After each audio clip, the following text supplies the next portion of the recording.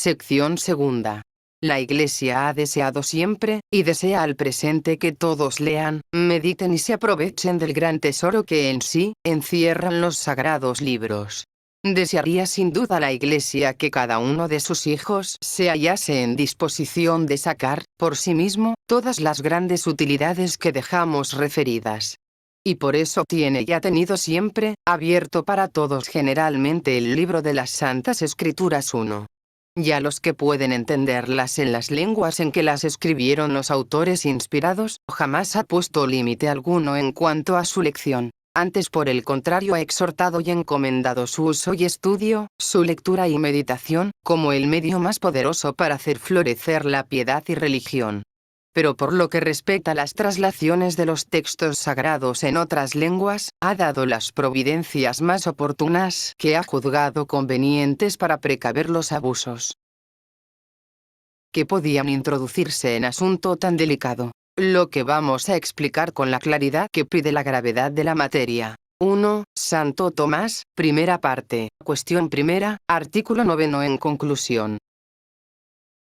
Es tanta la dignidad y excelencia de los libros sagrados, que según el unánime consentimiento de los teólogos, fueron inspirados y dictados por el Espíritu Santo a los autores que los escribieron. Por manera, que cuanto se halla en la Sagrada Escritura, es con toda propiedad palabra de Dios, y son oráculos del Espíritu Santo, que nos ha hablado por la boca de los profetas, que le sirvieron de instrumentos para manifestarnos los misterios de nuestra salud, y darnos a conocer la voluntad de Dios.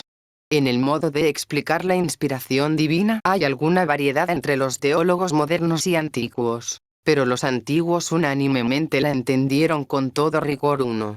Y aún el abate de Bence, 2 demuestra por los testimonios de San Jerónimo, de San Agustín y de San Juan Crisóstomo, que no tan solamente es obra del Espíritu Santo el texto sagrado en cuanto a la sentencia y sentido, sino aún en cuanto a la expresión y las palabras. Y bastará referir aquí por todos aquel célebre lugar del gran Papa San Gregorio, 3, en donde resuelve la cuestión sobre quién fue el autor que escribió el libro de Job por estas palabras. Es inútil, dice, fatigarse en buscar quién ha compuesto este libro, puesto que los fieles tienen ser el Espíritu Santo su autor. Y es la verdad que el Espíritu Santo es quien ha dictado las palabras para hacerlas escribir. El Espíritu de Dios es quien lo ha escrito, pues Él ha inspirado los pensamientos al autor que lo ha compuesto, y se ha servido de sus palabras para hacer llegar hasta nosotros los ejemplos de virtud que podemos imitar.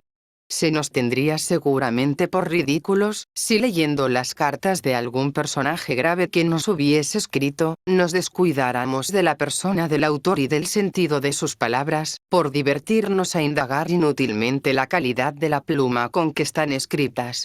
Por lo cual, después de tener averiguado que el Espíritu Santo es el autor de esta obra, si nos detenemos en examinar con demasiada curiosidad quién es el que la ha escrito, ¿qué otra cosa hacemos sino disputar de la pluma? ¿Cuándo podemos aprovecharnos con fruto de las cartas que leemos?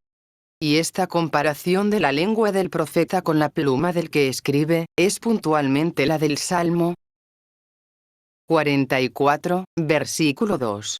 Lingua mea, y lo mismo podemos decir de cualquier otro autor sagrado, sicut calamus escribe velociter scribentis, 4.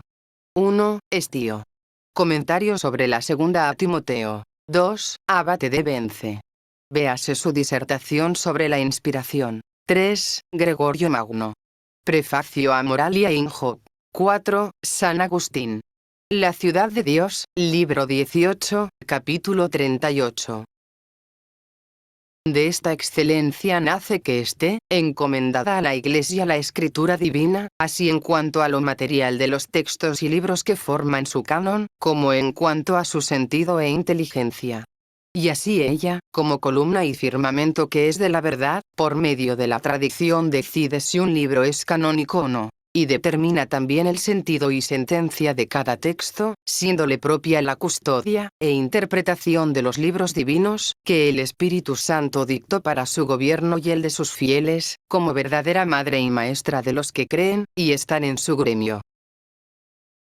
y como en las traslaciones de la Biblia del hebreo, o del griego, en que fueron primitivamente escritos todos sus libros, sea tan difícil el guardar el concierto y la sentencia, el aire y la energía del original, es muy conveniente y aún necesario, que la Iglesia tome conocimiento de ellas para ponerlas en manos de sus hijos, si son fieles y cabales. Y por el contrario, para privárselas, si no corresponden en cuanto sea posible al original.